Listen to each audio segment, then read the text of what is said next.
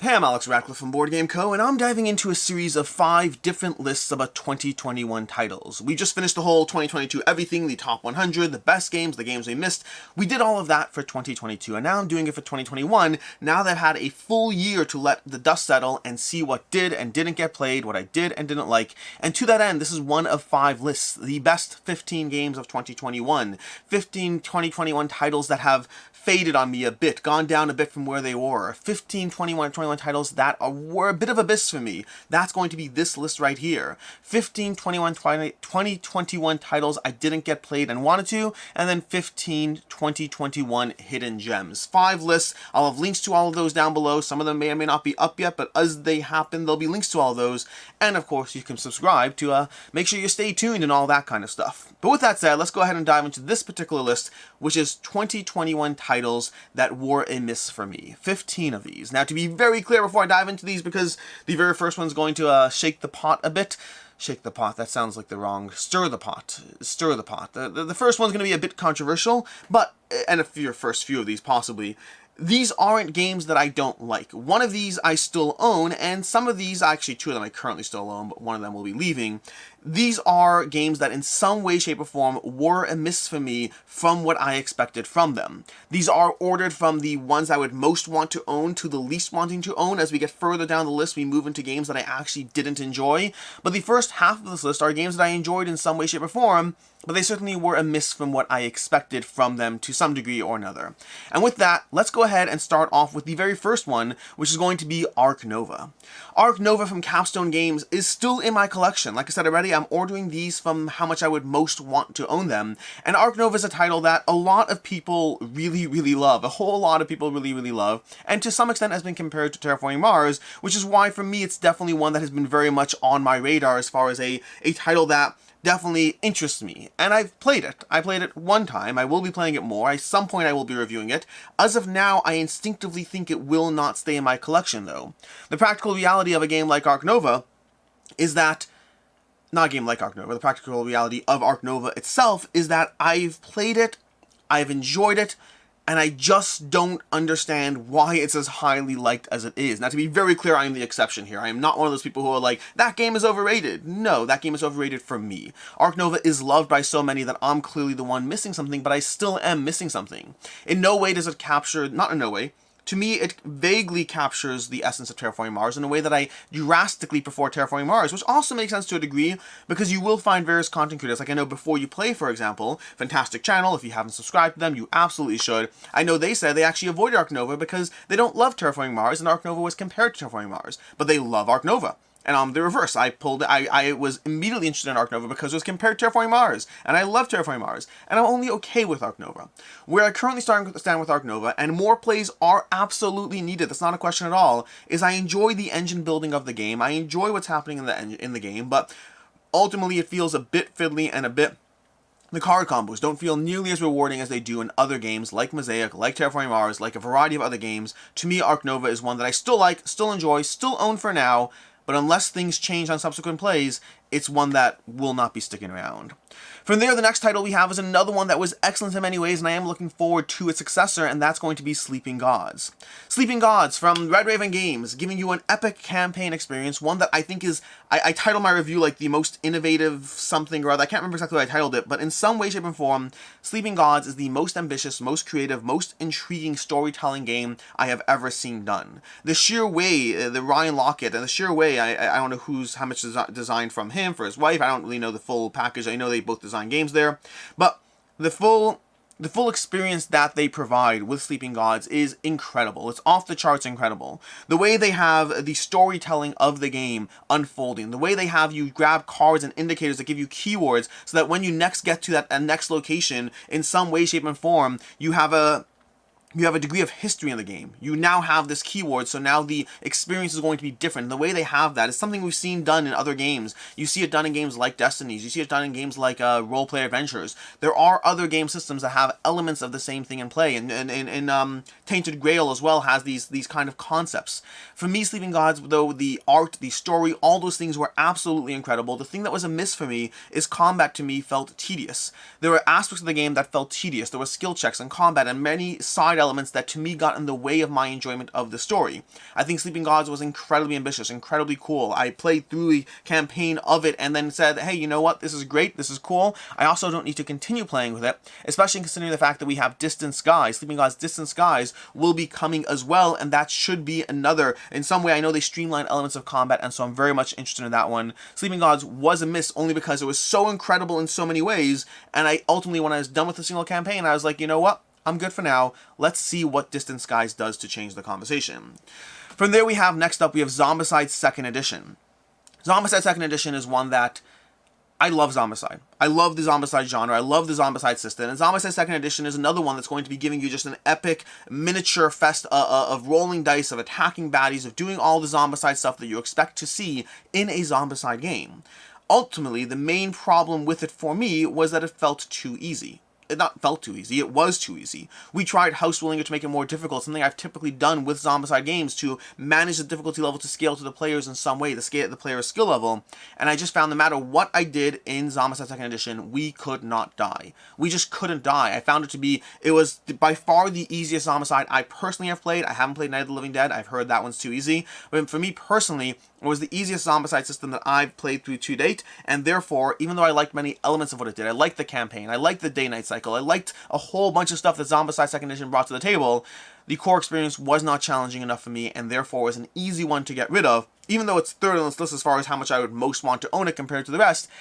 Compared to other Zombicides for me, this is definitely an easy one for me to move on from. Which brings us to my next one, which is another one that is a little easy to move on from, almost for the opposite reason, and that one is Stardew Valley. You see, Stardew Valley is one that gives you the video game experience, supposedly. I haven't played the video game, so I can only just say it's the video game board game version, but effectively this one is a cooperative adventure in which you are using your characters, 1 to 4 characters, in order to go ahead and accomplish all these goals that your grandfather left and repair various places and all these things. You're basically trying to gather resources and go through a degree of tableau building across 16 rounds of play.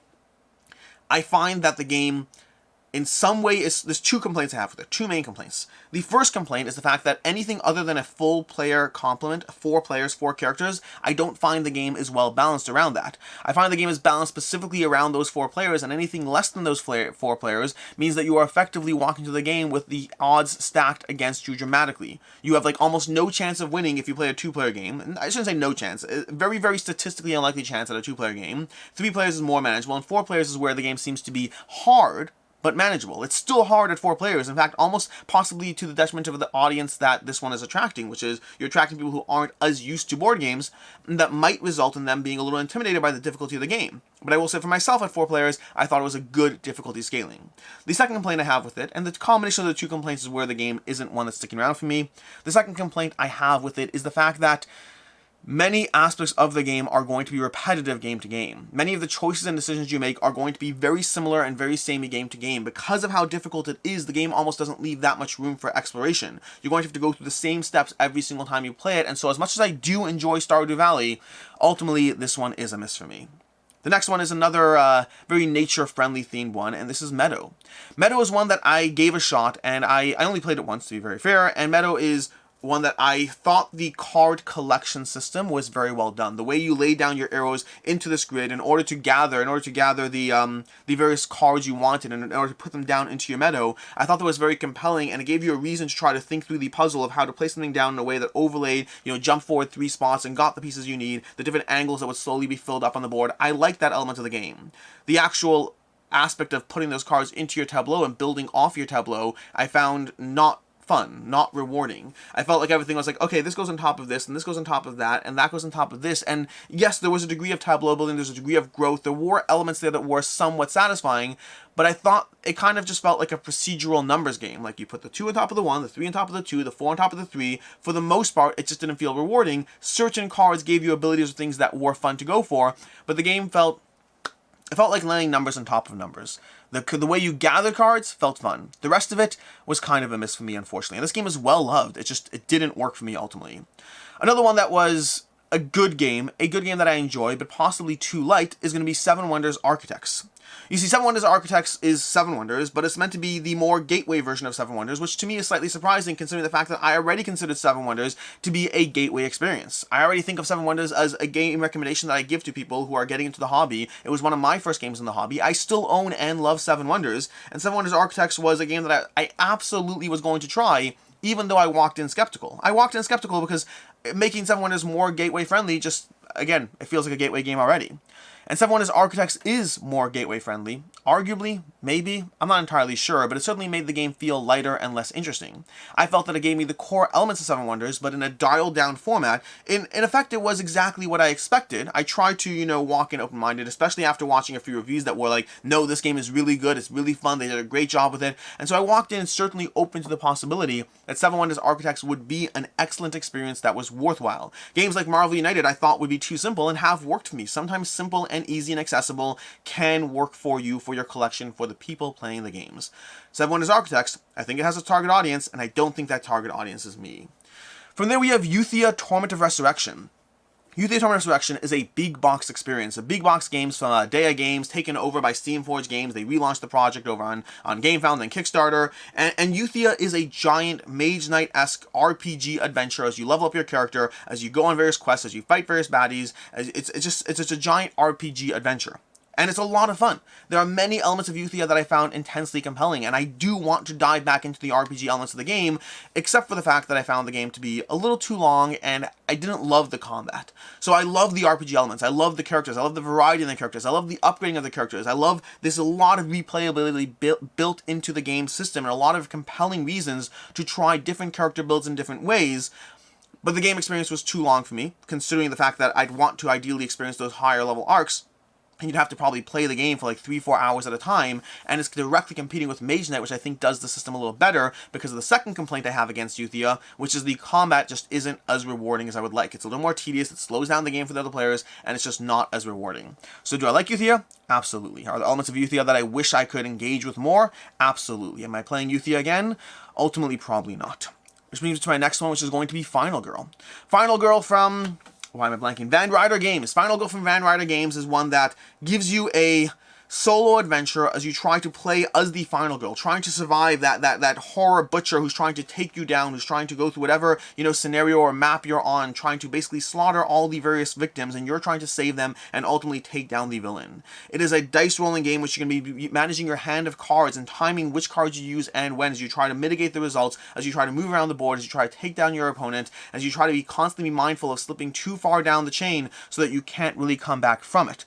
I think Final Girl does a lot of things really well, including the storytelling. I think the storytelling is incredibly well done. Not really the storytelling in of itself, but the sense of story. The sense of story that is created through you playing the game, I think is excellent. My one and only complaint against Final Girl is a complaint that unfortunately made it one that is not one for me. It makes it a game that I happily played a bunch of times, and then I was ready to move on from it. And that's the fact that the game is not only very, very luck heavy, but it also has cascading failure. Either one of those I might have been able to get past. The combination of the two of them made it so that it's the game that's not for me. Cascading failure is the idea that as things happen that affect you negatively, it makes it even harder to come back from that. It's the difference between, hey, if you roll a 1 to 5, if you roll a 1 to 4, you fail, and a 5 to 6 you succeed. But cascading failure would say if you roll 1 to 4 you fail, but also the next time you roll, now that you failed, now if you roll 1 to 5 you fail. So it makes it harder. Each failure is not only an instance of failure that inherently hurts you, but it's an instance of failure that makes the next opportunity to succeed worse. And I don't like that mechanic in any game, and I don't like it in Final Girl either.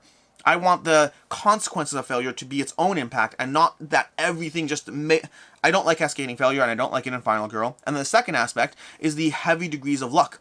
There were scenarios of Final Girl where I walked into the first scenario, and based on the setup cards, because the game's very randomly generated, which gives a lot of replayability. But it also means that sometimes I walked into a scenario and had like 5 girls killed on the first turn before I even took an action in the game. That can happen in the game, and it does add to the sense of storytelling you get from Final Girl. If you are someone who is thematically driven, I think Final Girl is an absolute recommendation. The what's the word for it? The not immersive, not iterative.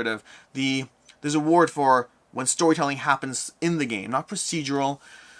It's going to bother me now. There's a term for storytelling that is evolved by the game itself, but it has that. It has that aspect in droves. Ultimately, for me, there's too much luck and too much cascading failure for it to be one that I kept around. Next up, we have Red Rising from Stone Riot Games. This is one where I've actually been playing through Marvel Remix right now, which is kind of the same genre, and really enjoying Marvel Remix, despite the fact that Red Rising didn't work for me. You see, Red Rising is a game that I liked. There are reasons why I like Marvel Remix, and those reasons are present at Red Rising. Red Rising, it takes inspiration from Fantasy Realms and the idea that you're composing a hand of cards, and that hand of cards and the way all those cards work together, the way one card wants this card, the way that card wants to have gray cards, and the way this card doesn't want any pink cards, the way all those things mix and match in the game means you're going through the game trying to draw into the right hand of cards, combined with a few powers and abilities that Red Rising took. It took the game system and added an extra level to it, and it gives you enough things to be mindful of that you're constantly working towards building the best hand possible across the course of the game. I liked Red Rising, but I found that for me, Red Rising, I liked most the end game of look what I built, and I liked least the actual process of playing through the game trying to get to that point.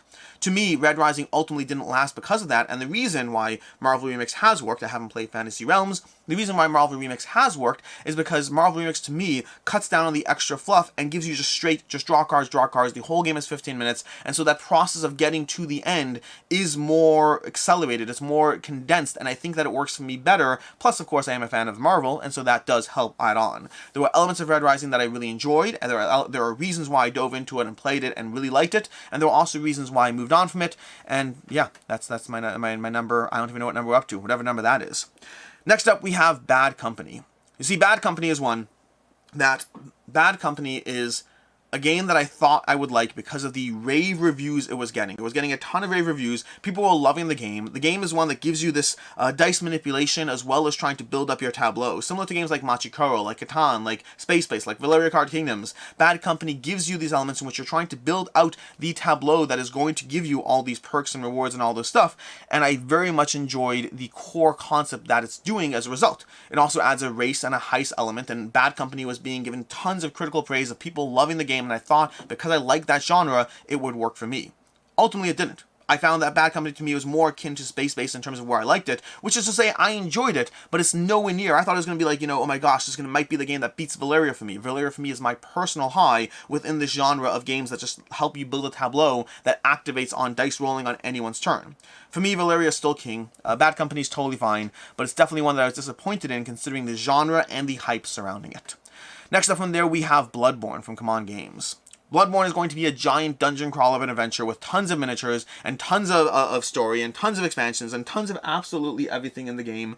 Bloodborne is one that is well loved by many. I think it works for a lot of people. For me, the biggest critique I have against it, and I've said this time and time again, you've probably heard me say this, I think Bloodborne ultimately did too good a job at feeling like the video game that it was trying to be based off of, which made it a great fit for people who like the video game, and I stupidly backed the game thinking it would be different than the video game, because very often video games and board games are different. I thought when the video game didn't work for me, the board game would, and yet they did such a great job in the implementation in terms of the grind aspect, in terms of the intense combat. I do like the combat system. I didn't like having enemies respawn and constantly get in my way. I hated that. I absolutely despise trying to accomplish specific objectives and have to go through the same repeated fights again and again and again if you allow the enemies to respawn at all. I despise that in Bloodborne, the same way I despise it in the video game. They had too many elements that were samey to the video game, again, doing a good job adapting the source material, making it the right fit for many, and ultimately making it not the right fit for me.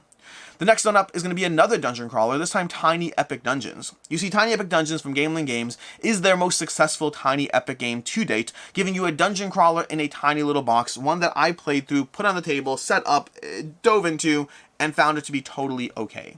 I've liked the various Tiny Epic games to various degrees. My favorite currently is Tiny Epic Vikings, and a bunch of them have done well for me. Tiny Epic Quest is very good. I love Tiny Epic Defenders. Lots of them have done well for me in different ways. Tiny Epic Vikings, again, being my favorite currently, not yet available. And Tiny Epic Dungeons, to me, was one of the lesser ones to me.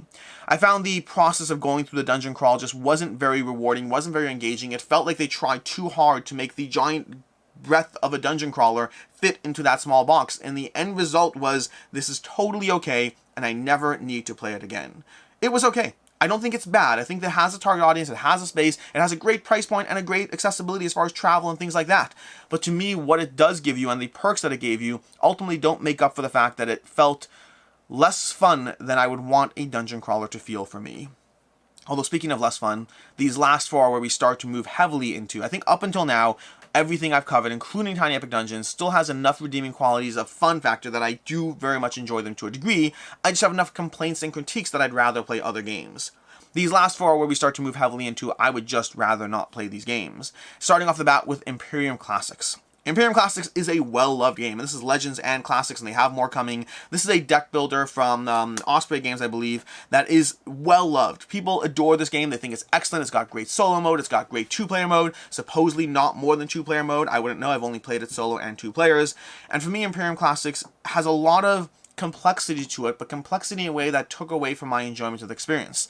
I think there is a ton of strategy in this game, and I think there's a ton of things to enjoy about Imperium Classics, but I didn't get the magic of a deck builder. In no way, shape, or form did I feel the magic of look what I'm building. The way when I play Dominion, when I play Ascension, Star Realms, Shards of Infinity, when I play Quest for El Dorado, when I play any of these many deck builders that I thoroughly like and enjoy, there's a sense of look what I'm building. And when I played Imperium Classics, there was a sense of does the math work out? And I don't really mind that sometimes. Marvel Champions is notorious for being a almost numbers mathy based game, and it works for me there. Something about Imperium Classics did not resonate with me. I did not enjoy my experience playing it, and I felt the rules I felt were short and just complicated, but the actual gameplay, I didn't feel inspired. I never saw the sense of connection. I never saw the threads of why everything works together. It just felt like grab this card and kind of do the things. Again, I think it has a target audience.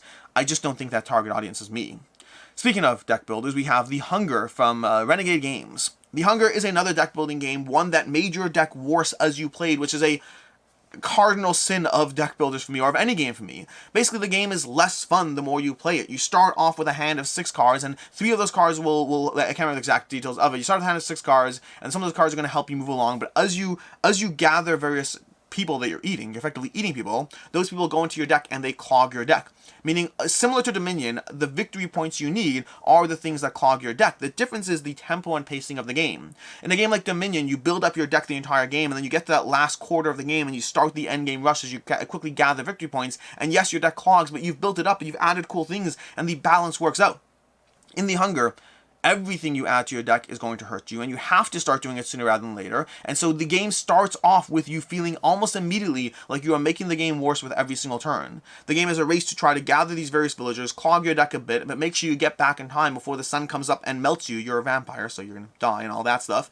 But again, the process of just making your deck worse with minimal amounts of deck weeding, with minimal control over, hey, here are all these excellent cards that will help balance it out. It's mostly just all the stuff you need is going to slow you down, and I didn't appreciate that. I thought the art was great, I thought the concept was great. I just don't want to feel weaker the more I play a game. From there, we have one that is just completely uninspired to me, which is Flourish. Flourish from Starling Games, or Game Salute, or whatever company it is. I think it's Starling's popped it up over there. That looks like Starling over there. Flourish over there. Flourish is one that it's from the creators of Everdell, which almost immediately makes it a game that I was interested in, or many people, I believe. But the actual gameplay was not inspiring. It's a game of trying to gather cards and combine them in different ways, and there are so many of these games that give you a point optimization puzzle, and I do love the genre. I very much love the genre of getting a point optimization puzzle in play, but for me, Flourish just didn't work. It didn't feel inspired. It felt like it had the worst of drafting. Like it had this weird, almost drafting, but not really drafting variant. The cards and the way they combined never really felt like they gave you this solid, really compelling puzzle. It felt like a little bit more arbitrary and random. There was never a point of pure compellingness. It was okay. The entire thing was so mediumly okay.